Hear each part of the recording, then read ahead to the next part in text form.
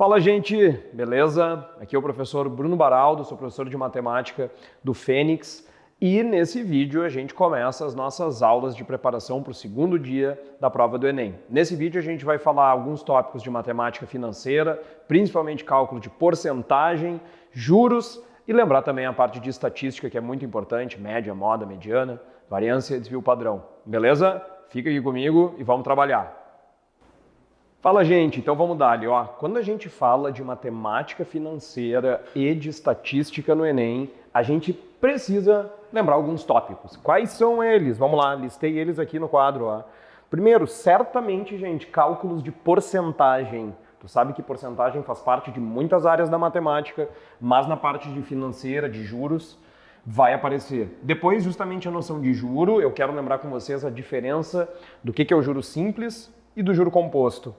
E, mais especificamente, sobre a parte de estatística, vamos lembrar de quais são as principais medidas de tendência central e as principais medidas de dispersão que vão aparecer na prova. Então vamos lá, primeira coisa, primeiro tópico bem básico, com relação à parte de porcentagem, eu quero lembrar com vocês que a coisa mais importante com relação à porcentagem é tu conseguir fazer a maior quantidade possível de cálculos de cabeça. Quanto mais tu conseguir fazer cálculos de cabeça, melhor, porque tu vai perder menos tempo, certo? Eu sempre penso nos alunos e nas alunas que costumam fazer porcentagem sempre por regra de 3. Tá, beleza, tá certo, tu pode continuar usando regra de 3, mas tem certas porcentagens que são muito mais fáceis de se a gente conseguir fazer de cabeça. Então, só para dar um ou dois exemplos, eu sempre gosto de comentar quando, se eu fizesse uma questão, por exemplo, que fosse de uma fração tipo 2/3, e eu te perguntasse assim, quanto que vale 2/3 de 27? Como é que eu faço para calcular uma fração de um número? Tem várias maneiras, mas talvez a mais prática de todas seja simplesmente pegar essa fração e multiplicar por esse número. Então, 2/3 de 27 tem que ser a mesma coisa que 2/3 vezes 27. Por quê? Porque quando eu multiplico pelo 27, significa que eu estou fazendo duas coisas ao mesmo tempo. Eu estou, por um lado, fazendo 27 dividido por 3, que é 9, então eu estou dividindo ele em 3 partes, mas dessas 3 partes eu quero 2 das 3 partes. Então eu tenho que pegar esse 9 e multiplicar por 2, que é 18. Então, 2/3 de 27 vale 18. Agora, se eu sei fazer isso com uma fração cujo denominador é 3, não tem por que eu não saber fazer com relação a uma fração, por exemplo, cujo denominador seja 100. Aliás, até é mais fácil. Se eu te perguntasse, por exemplo, deixa eu escrever parecido com o que eu fiz na de cima, se eu te perguntasse quanto é, por exemplo, 20% de R$900. Uma pessoa ganha R$900 e quer usar 20% disso para determinado fim. Como é que eu calculo 20% de 900? Eu não devo fazer uma regra de 3, que eu vou perder tempo. Então, o que é mais fácil? Opção número 1, fazer exatamente a mesma coisa que eu fiz no exemplo de cima. Por quê? Porque 20% é uma fração também. Então, 20% de 900 tem que ser 20%, 20 sobre 100, vezes 900. Então, vê se não é muito mais barbada, gente, porque esses 2 zeros aqui, tu vai cancelar com os 2 zeros de lá, ó. Então, o que eu vou acabar encontrando? Eu vou acabar encontrando 20 vezes 9. E 20 vezes 9 sai de cabeça, porque se eu ignorar esse zero por um instante, eu vou ter 2 vezes 9, 2 vezes 9 é 18, com o zero do lado é 180. Pronto! Então, para calcular uma porcentagem de um número, eu transformo essa porcentagem numa fração e multiplico essa fração pelo número, beleza? Ah, Bruno, mas tem outros jeitos de fazer? Bom, uma outra opção, para quem gosta, seria trabalhar com a forma decimal, ó, porque 20% é a mesma coisa que 0,2. E aí eu faço a mesma coisa que eu fiz em cima, multiplicando o número 0,2 vezes 900. E olha só como fica fácil. Tu pode fazer um truquezinho aqui que é lindo, cara. Tu pega essa vírgula, anda ela para frente, vai ficar 2. E para compensar, tu volta uma posição, uma casa, aquela vírgula que está escondidinha ali depois do 900. Ou seja, 0,2 vezes 900, eu transformei em 2 vezes 90, que vai dar exatamente 180. Então fica mais fácil, mais rápido do que fazer uma regra de 3. Agora, gente, o ideal é tu conseguir fazer cálculos de cabeça. Quanto mais de cabeça, melhor. Claro que a gente vai fazer anotações também, a gente usa o lápis, obviamente, Mas quanto mais eu conseguir fazer contas de cabeça, mais rápido. Então, deixa eu te dar um exemplo. Ó. Se tu pensasse, por exemplo, numa pessoa que tem um determinado salário, por exemplo, de R$ 1.200 e tu precisasse calcular certas porcentagens desse salário. Então, assim, ó, tem que lembrar que algumas das porcentagens são muito barbadas de se fazer. Principalmente o 10%, o 50%, o 25%, e o 1%. E, aliás, atenção para esse último aqui, o 1%, que é muito, muito útil. Então, gente, tanto o 10, quanto o 50, quanto o 25, quanto o 1 são porcentagens que a gente vai fazer de cabeça. Por quê? Primeiro, vou começar pelo 50%, que até é o mais fácil. Vocês já sabem que 50% é a mesma coisa que 1/2. Ou seja, 50% é a metade de um número, ninguém vai fazer regra de 3 para descobrir que esse 50% é a metade do 1.200, que dá 600, beleza? Depois, o 25% é a mesma coisa que 1/4.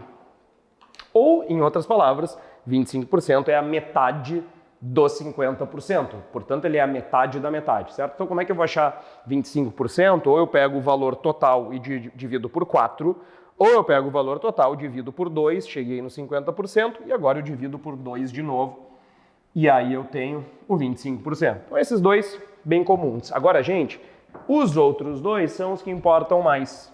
O 1% e o 10%. Bom, o que eu tenho que lembrar? 10% é a fração 10 sobre 100, que é a mesma coisa que 1/10. Ora, se 10% é a mesma coisa que 1/10, isso quer dizer que para achar 10% de um número, basta eu pegar esse número e dividir por 10. E claro, o que acontece com um número quando eu divido ele por 10? A vírgula simplesmente volta uma casa. Então, o jeito mais prático, mais rápido de achar 10% de um valor é simplesmente voltando a vírgula uma casa. Então, quanto é 10% de 1.200? 10% de 1.200 tem que ser 120. Voltei uma casa. Agora, e o 100%, e o 1%, gente? Ora, 1% é a fração 1/100. Então, enquanto o 10% é 1/10, o 1% é 1/100. Isso significa que quando eu quero achar 1% de um número, eu estou querendo achar a 100ª parte dele. Ou seja, basta eu pegar esse número e dividi-lo por 100. E aí, claro, quando eu divido o número por 100, a vírgula, ao invés de voltar uma casa, ela vai voltar 2 casas. Então, quanto, gente, que tem que ser 1% de 1.200? Volta com a vírgula 2 vezes e isso vai dar 12. Então, assim, se eu consigo fazer 1%, 25%, 10% e 50%, qualquer outra porcentagem vai ser muito mais fácil. Eu vou te dar um exemplo bastante simples. Se eu te perguntasse quanto que vale, por exemplo, 16% do 1.200, como é que eu posso fazer para calcular esse negócio? Claramente eu não vou montar uma regra de 3 para não perder muito tempo. Eu vou pensar usando essas ideias aqui. Gente, eu pensaria assim, ó, 16% de um número tem que ser a mesma coisa que 1% mais 5% mais 10%. Então, se eu souber cada um desses valores, eu simplesmente vou somar. Tranquilo? Então, vem comigo. 10%. 10% é fácil. 10% a gente já falou. Volta com a vírgula uma vez. 10% corresponde a 120. 5%. 5% é a metade do 10%. Então, se 10% é 120, 5% é 60. E 1%? 1% a gente já viu também, é só voltar com a vírgula 2 vezes. Então, 1% vale 12. Então, vejam que em poucos segundos eu agora somo esses valores e encontrei 16%. 120 mais 60, que é 180, e 180 mais 12 corresponde a 192, certo? Então, cálculos de porcentagem serão absolutamente necessários na tua prova. Muito bem, o que mais que eu quero lembrar com relação a essa parte de matemática financeira? Vamos lembrar, gente, principalmente a diferença do juro simples para o juro composto. Lembra comigo que o juro é um cálculo que corresponde à remuneração por uma certa quantia de dinheiro durante um certo período de tempo. Então lembra que nas questões de juros, normalmente eu vou ter alguns nomes clássicos que vão aparecer, alguns conceitos básicos. Primeiro, o capital inicial, seja ele uma dívida, no caso em que eu estou devendo algo e vou pagar juros, seja ele um valor que eu coloque no investimento, eu posso botar um dinheiro no investimento e esse dinheiro vai render, significa que daí eu não vou pagar juros, eu vou receber juros pelo meu dinheiro. Mas em qualquer caso eu tenho um valor inicial, que é o que nós chamamos de capital inicial. Depois, esse capital inicial vai ser submetido a uma certa taxa de juros. Essa taxa de juros vai render ao longo de um período de N meses ou N anos, portanto, ao longo de um certo tempo. E, a partir disso, vai resultar, após o crescimento dos juros, vai resultar em um certo montante. Então, as palavras mais comuns, os conceitos mais comuns são esses: capital inicial, taxa, período de tempo e montante. Agora, se essas duas coisas, aliás, essas 4 coisas, são as mesmas, os mesmos nomes, os mesmos conceitos, tanto para o juro simples quanto para o juro composto, então, qual é a diferença entre os dois? É que no juro simples, o capital vai sempre ser remunerado com base no valor inicial. O juro é calculado no juro simples com base no capital inicial. Ou seja, capital inicial. Ou seja, o juro simples é um exemplo de PA. Então, se eu pego, por exemplo, uma dívida de R$2.000 com um juro de 10% ao mês, esses 10% são sempre sobre os R$2.000, que é o valor inicial dessa dívida, que no caso são R$200, né? Ou seja, quando passar um primeiro mês eu vou pagar R$200, quando eu passar mais um mês eu vou pagar mais R$200, mais R$200, mais R$200, como é sempre o mesmo valor, isso é uma progressão aritmética, certo? O que eu preciso lembrar? Bom, eu preciso lembrar como é que eu calculo o montante. Como isso aqui é uma progressão aritmética, o meu cálculo do montante tem que ser uma função do primeiro grau, que de fato é isso que a gente encontra na formulinha. Capital inicial mais o capital inicial vezes a taxa vezes o número de meses ou anos que se passaram, certo? Essa daqui é a nossa famosa fórmula do juro simples. Agora, o que cai mais em prova? O que cai mesmo com maior quantidade são os exemplos de juro composto. E aí o que acontece? No caso do juro composto, o juro é calculado com base não no capital inicial, mas sim com base no capital atual, ou seja, no valor de hoje, também conhecido como montante. Então, se eu tiver uma dívida que eu pago 10% ao mês, esse 10% não vai ser calculado com base no valor que era lá no início. Esse 10% vai ser calculado com base no valor de hoje. Claro, o que acontece é que o valor de hoje já tem juro que aconteceu, ou que foi cobrado do início para cá. Por isso que a gente diz que o juro composto tem juro sobre juro, né? A gente vai ter um juro em cima de uma coisa que já tinha um juro embutido. Esse é o caso do juro composto. Esse é o que mais cai em prova.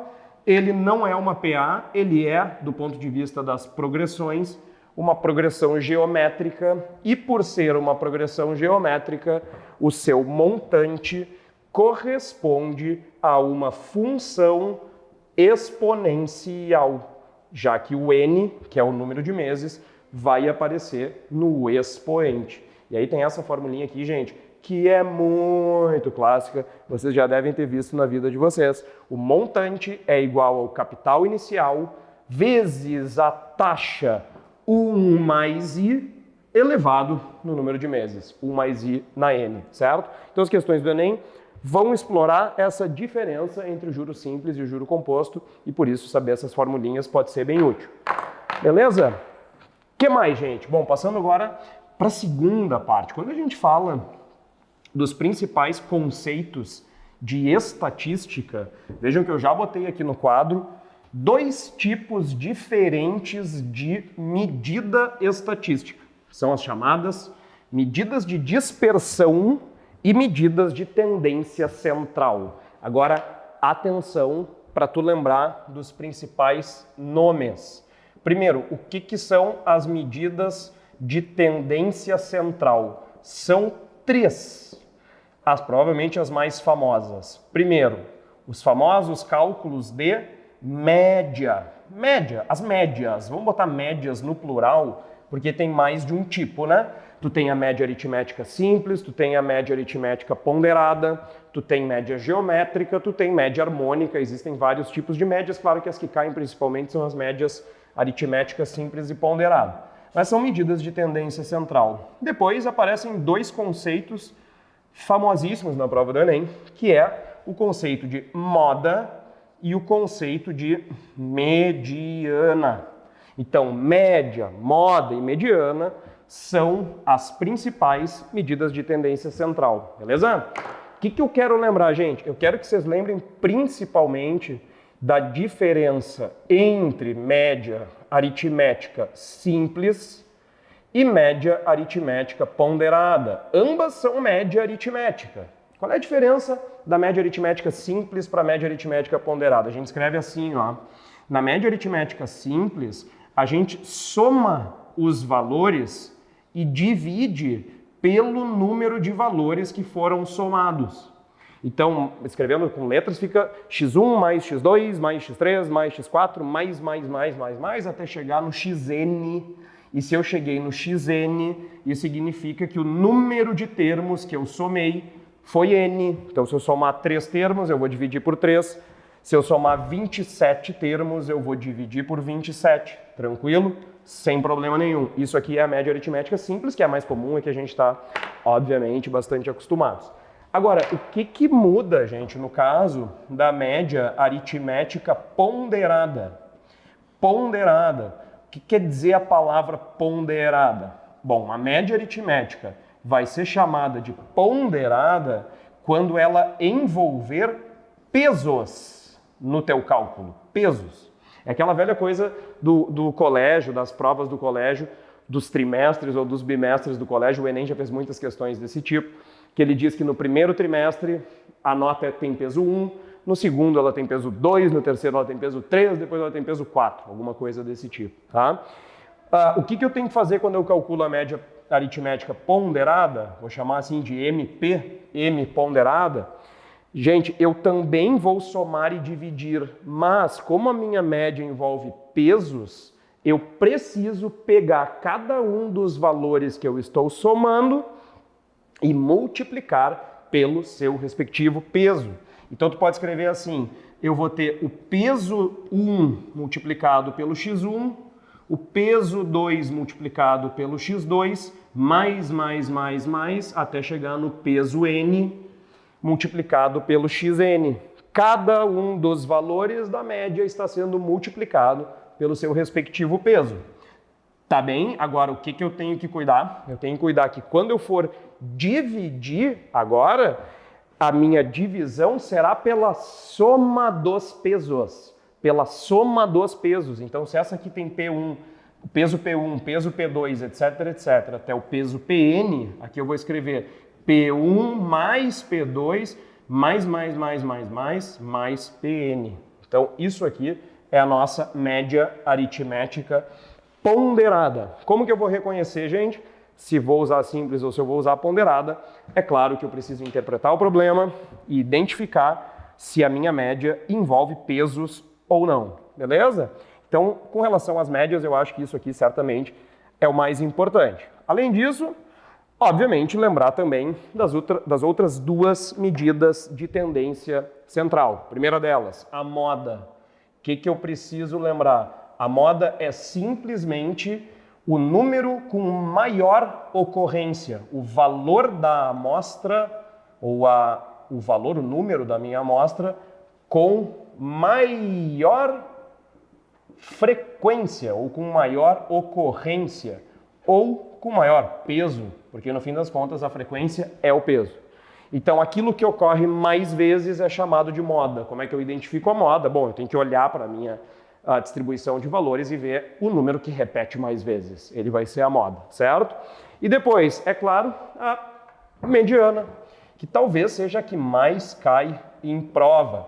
Bom, aí com a mediana eu tenho que tomar muito cuidado, porque tu tem duas situações diferentes para considerar. Quais são elas? Primeiro, imagina uma situação, uma distribuição de valores que eu tenho um número ímpar, vou botar o ímpar primeiro, um número ímpar de termos. Um número ímpar de termos. Por exemplo, se eu te digo assim, fiz uma prova com 5 alunos, um deles tirou 2, o outro tirou 5, o outro tirou 6, o outro tirou 9 e o outro tirou 10. E eu te pergunto, qual é a mediana dessa distribuição? Eu preciso simplesmente colocar os números em ordem e identificar quem é o do meio. Então, gente, não esquece que quando o número de termos for ímpar, nesse caso 5, a mediana é o termo central da minha distribuição. Mais uma vez repetindo, tenho que colocar os termos em ordem. Tudo bem? Agora, o Enem é campeão de te perguntar a outra situação.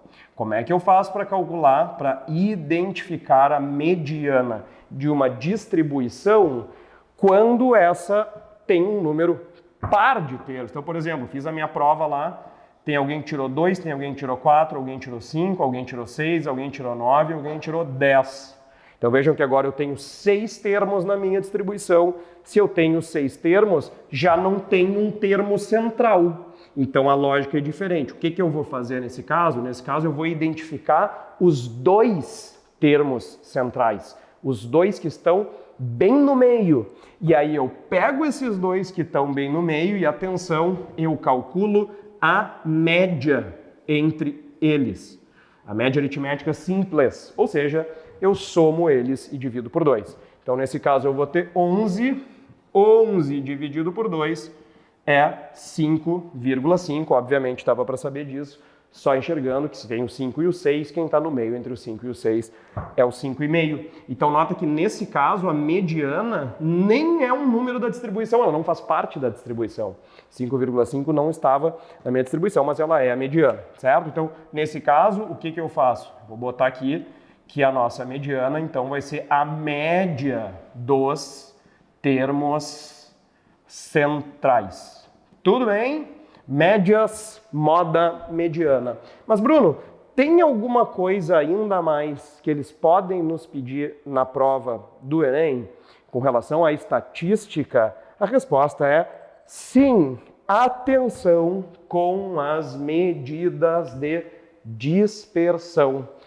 Quais são elas? Elas são principalmente duas. Existem outras, mas as mais comuns e mais básicas são aquelas que nós chamamos de variância e de desvio padrão. Variância e desvio padrão. Gente, muito dificilmente o Enem vai te pedir para calcular esses valores. Até pode, tá? Aí tu teria que lembrar que a variância é a média dos quadrados dos desvios, enquanto o desvio, por sua vez, é a raiz da variância. Então isso seria o cálculo, mas em geral não é o cálculo que eles pedem. Em geral o que eles pedem é a tua compreensão sobre o conceito. Então, para te dar um exemplo bem rápido, imagina a seguinte situação. Deixa eu pegar esse pedacinho aqui. Imagina que 2 turmas fizeram uma mesma prova. E aí eu posso anotar os resultados de cada uma delas. A gente bota assim, ó, turma 1 e turma 2. A turma 1 teve alguém que tirou 1, alguém que tirou 2, alguém que tirou 5, alguém que tirou 8 e alguém que tirou 9. Enquanto a turma 2, vamos dizer que teve alguém que tirou 3, alguém que tirou 4, alguém que tirou 5, alguém que tirou 6 e alguém que tirou 7. Eu vou trocar esse 1 aqui para 0 e esse 9 aqui para 10, para ficar mais escandaloso ainda. Gente, se eu te perguntasse assim, ó, em qual das turmas eu tive um desempenho melhor? Qual das turmas foi melhor nessa prova? Provavelmente a maioria das pessoas calcularia a média aritmética. Só que a média aritmética, tanto no primeiro quanto no segundo, vai dar igual. Se eu somar todos eles, 0 mais 10, 2 mais 8 e 5, isso aqui dá 25. e 25 dividido por 5 ficou 5, enquanto na outra isso aqui dá 10, aqui também dá 10 mais 5, também deu 25 dividido por 5, também deu 5. Então olha aqui, olha bem, do ponto de vista da medida de tendência central, ou seja, da média, essas duas turmas foram rigorosamente iguais, elas têm a mesma média. Porém, o que muda na turma 2 comparada com a turma 1? Vocês percebem que na turma 1 os valores estão mais separados, os valores estão mais desviados, os valores estão mais dispersos. Os números estão mais espalhados, enquanto na turma 2 eles estão mais próximos. Então, qual é a diferença dessas duas distribuições? Não é a média é igual. A diferença é a dispersão.